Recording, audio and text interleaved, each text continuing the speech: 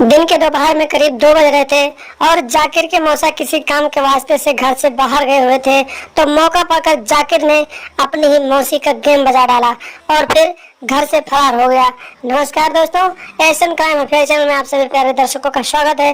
दोस्तों, Asian crime affair channel को आप सभी लोग सब्सक्राइब कीजिए, वीडियो को लाइक कीजिए और वीडियो को ढेर सारा शेयर भी कीजिए।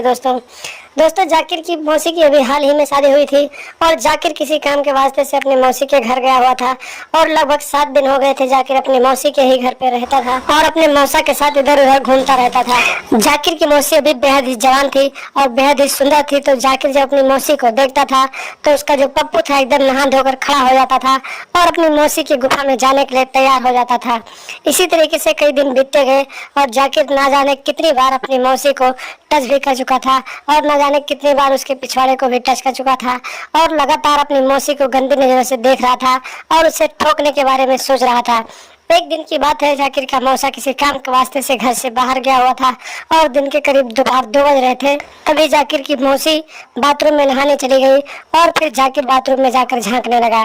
उसकी मौसी नहा रही थी और बदन पे एक भी कपड़े नहीं थे। तो अपनी मौसी को इस अवस्था में देखकर जाकिर का पप्पू एकदम से नहा धोकर खड़ा हो गया और फिर देखते ही देखते जाकिर मौसी के बाथरूम में घुस गया और फिर अपनी मौसी को घोड़ी बना दिया और फिर टांगे उठा उठा के उसके साथ एक सरवासट करने लगा। जाकिर की मौसी जोर जोर से चिल्ला रही थी और रोने लगी थी और जाकिर एकदम जानवरों की तरह अपनी मौसी का एक सरवासट कर रहा था और अपनी मौसी के ऊपर कोई भी रहम नहीं खा रहा था।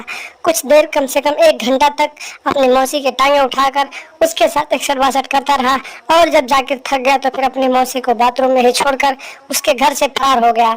और उसके बाद उसकी मौसी नहा धोकर जब बाथरूम से बाहर आई और फिर उसने अपने कपड़े पहने तो उसने अपने पति को फोन किया और सारी बात अपने पति को बताया।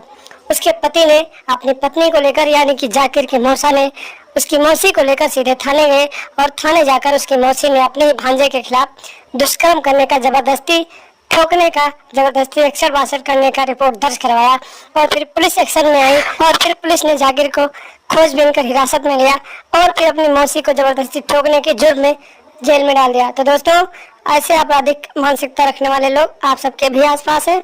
ऐसी मानसिकता रखने वाले लोगों की पहचान करें, उनसे दूरी बनाकर रखें और अपने घर पे कभी ना आने जाने दें और अपने बहन बेटियों को सुरक्षित रखें और अपने घर परिवार को भी सुरक्षित रखें और लगातार हमारे साथ बने रहें। हमारे चैनल को सब्सक्राइब कर लें और हमेशा देखते रहें एशियन क्राइम अफेयर।